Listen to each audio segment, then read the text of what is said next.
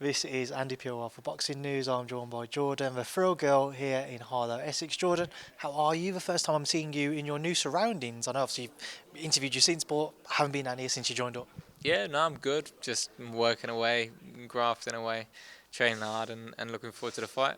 Look forward to a fight. Man in the opposite corner to you, Zelfa Barrett.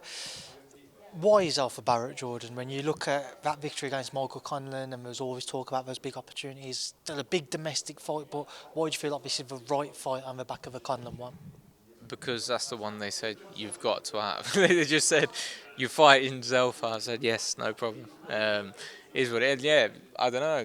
Everyone said when I boxed Conlon, the winner will go on to get a world title shot, and then because it was me, there's always got to be one more. But it is what it is, and it's a big fight. It's a good fight. It's a tough fight, and a fight where I think whoever wins should get a world title shot. They do deserve it, and there's no argument there. That will cement your place, and you be in line to fight for world title. So yeah, I'm happy. It's a great fight. It's not a fight that I didn't want, but it wasn't one that was on my radar. So can't have it all, can we? You obviously produced that stunning display against Michael Conlon. It raised a few eyebrows by how good you were on that night. How much better do you feel like you can become? How much more do you think you have to offer with a second camp under the tutelage of Ben, Leigh and Barry? I think this time I'll probably be about 36 to 45% better, roughly. What's going to be the difference in your performance then? Oh, you're gonna have to wait and see. No, you see, I've had longer with the guys. I've trained well. I've been diligent in my preparation, and it's just time under new coaches. And I had limited time against Conlon. Now I've had a bit more time, so I'm just gonna get better and better. And I've got the attitude that I want to learn and I want to improve. Longer at super featherweight, I can fuel my body more. I didn't blow up in weight over Christmas and that sort of thing. So every session I've been fueling myself. I've had plenty of energy. I've been training well. So I think I'll be a better version of myself than I was in December. And then get this fight won. I'll be a better version of myself in the summer or whenever we fight next. It was a surprise for many to see a more aggressive approach from you against Michael Conlon. Is that the theme moving forwards for you? Do you think we will see you become more aggressive as your career goes on and looking at the Zelfa Barrett fight? I don't think so. I think it's every opponent's different, and everyone has different weaknesses and different things that you can exploit. For me, the things that I had to exploit with Conlon made me be aggressive or look to be aggressive. But if you watch it back, I don't think I was overly aggressive. It was just a case where I was on the front foot a lot of the time compared to usually I'm on the back foot. And this fight's a very different fight to the Conlon fight as well. So I think there'll be more elements of me on the back foot this fight. And Zelfa's a bigger guy. He's a natural super feather. He's got power, so something like there's a little bit more resistance there. So you have to respect it, and you have to respect that power. So it's a very different fight, and something that I'm having to adapt to. It's not just rinse and repeat, same approach for Conlon to Zelfa. So it's a very different approach, and something that we've been working hard to get right. Interesting point you made there. Obviously, when you fought Mick, both of you were moving up to super featherweight. Zelfa's more established at the weight. Is that something which can alter a game plan which you take into consideration? Yeah, he punches fucking hard. No, I think, yeah, definitely. I think he's a big dude. He's a lot bigger than me, and he's established. He's boxed, career super featherweights. I've been down at featherweight, and my first fight at super featherweight was against the super bantamweight. So it really don't count, does it? So this is the proper one. So yeah, I'm looking forward to it. But at the same time, he's been making super featherweight for a long time, and the same struggles that I had at featherweight to carry on making that. Maybe he will be feeling it at super feather. I don't think he does struggle to make it too much, so you can't read into these sorts of things. But it's all bollocks, isn't it? We're just gonna get in another fight. It doesn't matter.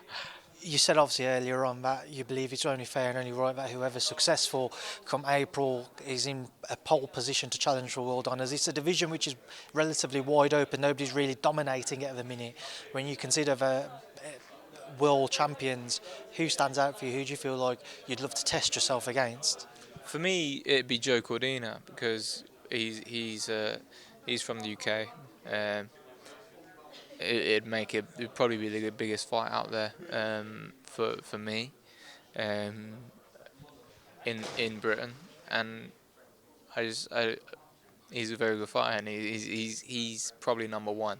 I'd say he's better than Shaki Foster. I'd say Noah Navarrete moving up to lightweight anyway, and yeah, I think he's very good. I think it'd make a great fight, and it's a fight that I want. Just away from yourself, obviously a few other guys in the gym to touch on. Leigh Wood, very good friend of yours. He's started doing some interviews today speaking about that. Much anticipated, much wanted, I should say, Josh Warrington rematch.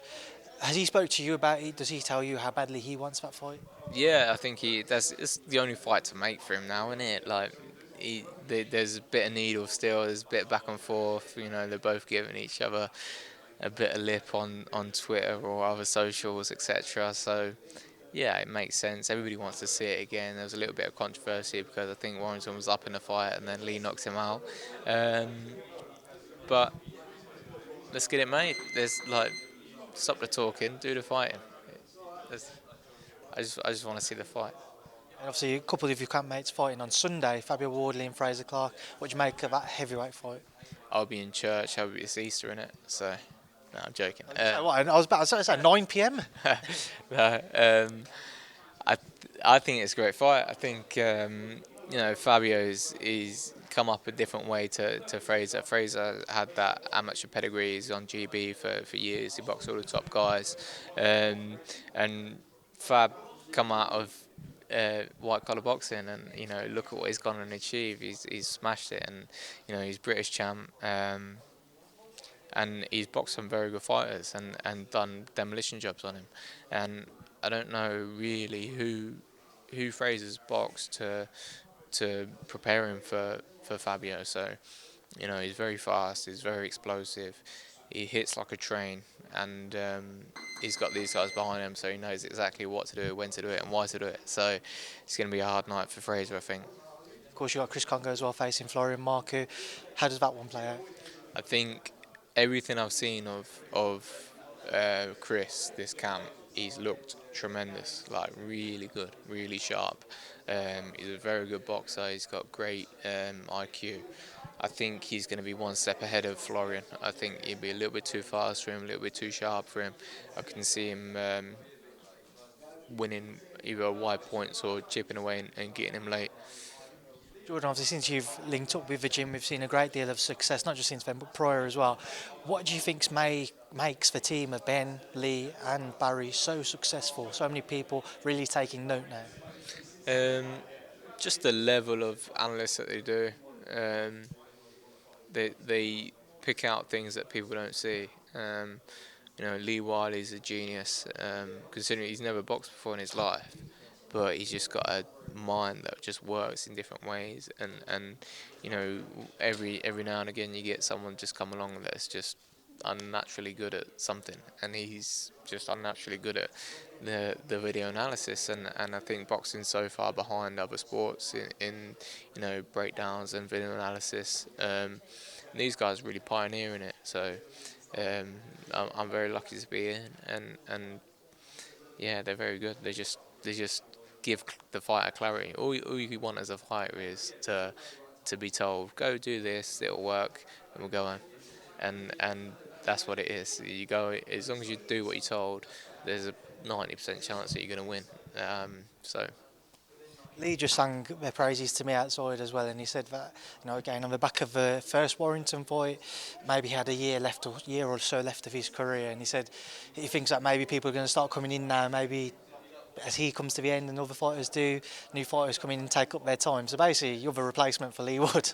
Yeah, but it's like we're tag team champions, aren't we? So I'll tag him in and he'll tag me in. But no, it's just is what it is.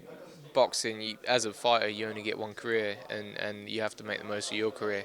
Lee's done a great job of doing that, but as the trainers, as the promoters, and the managers, for them it's a conveyor belt. There's just if one leaves, there's another one to come along. So you know, there'll be fighters. There's been fighters before me, and there'll be fighters after me, same as Leigh. So it is what it is.